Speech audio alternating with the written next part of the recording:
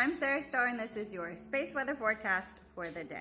Oh boy, we have a new month, which means new energies. Now, leap years are very important cycles. These are a combination of several energies. Yesterday, this ended a 4-year cycle, the ending and the beginning. So this is about release and then creation, which means for the next 4 years, we need to set our intentions, whatever vibration you want to be on, whatever you see in the future. Which leads me to the planetary alignments for today. Today is a good day in energy because we have the sun and Jupiter, and they are shifting us into a much lighter energy, a much better mood-based and attitude energy, which is nice because the previous energy was not so wonderful. So as we are exploring these future options for our next 4-year cycle, we are being met with optimism. We are being met with more confidence than previous. And you will see this confidence start to grow. We're going to start seeing some deeper meaning, some deeper truths,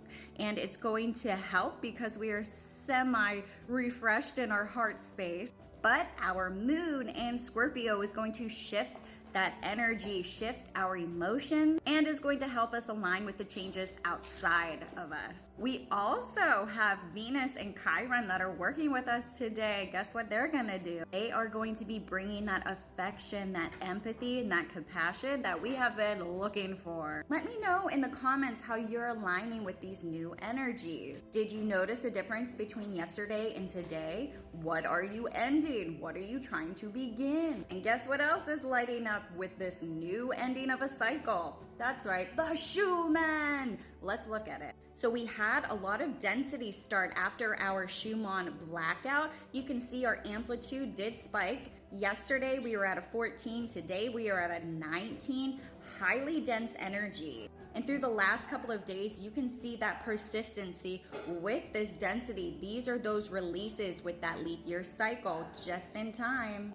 So as our collective is alchemizing this, as our collective is releasing and purging those things, getting that realization, that awareness that we have been waiting for, we just have to consistently match the new vibrations and allow that energy to be released and alchemized through us. So yet again, this is a good thing, although there's a lot of emotions at play, especially with our moon in Scorpio, but we have yet again Venus and Chiron teaming together to help release a little bit more, make it a little bit more comfortable with that empathy and with that compassion. Now here's our sun. We have 7 sunspots. Yet again, most are stable, most are in a state of decay. Now we are going to look at our active region 3590. This gave us the majority of C-class flares yesterday, and it is heading off of the limb of the sun. We also have 3595 that has changed its complexity. We're not going to take a look at that.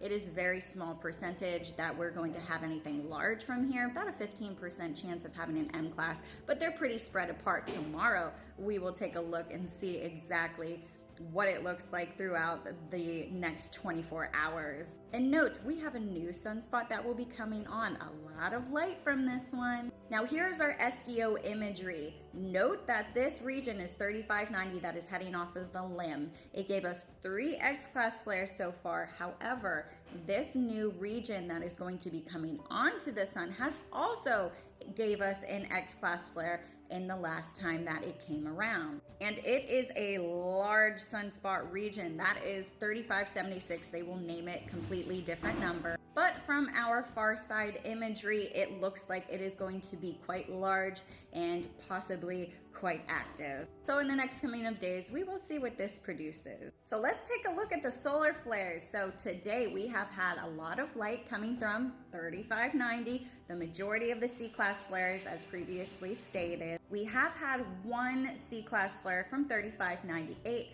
Not too much light other than that, but we do have that 10% chance of having an X-class flare still from 3590 as it heads off of the limb of the sun. We are going to see some C-class flares, obviously, 50% chance for those M-class flares. Now this is our region, 3590, 3 X-class flares and some high M-class flares from this region. It has died down in its size because it's heading off of the limb of the sun. It has died down in its sunspots because it keeps popping everything off, but it has a very strong delta magnetic complexity inside of these larger regions. It is still in beta, delta, and gamma range. But our proton level, if we have a solar flare from here, is 15%, which means our solar proton radiation storms, which would be minor, could be a very real possibility. Yet again, if we had a solar flare with a coronal mass ejection associated with it. We are waiting 10% chance of another X-class flare,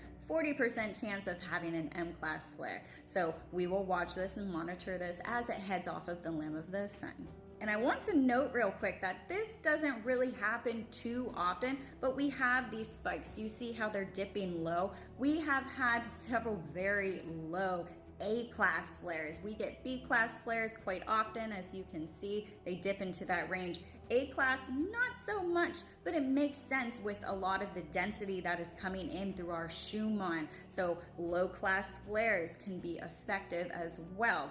Here is our percentage yet again for those solar flare threats and our absorption from radio blackouts, which we don't have much of anything, but stationed again over the Americas. Now our solar winds are nominal, reaching those KP3 levels, which we will see persistently throughout the next coming of days from the 1st until the 3rd. But our solar winds were weakly enhanced, reaching around 410 kilometers per second, which is very, very low. We are going to see some minor upticks within our solar winds, very weak enhancement. And this will be from today up until the 3rd. We'll reach those KP3 levels from a small coronal mass ejection on the 28th.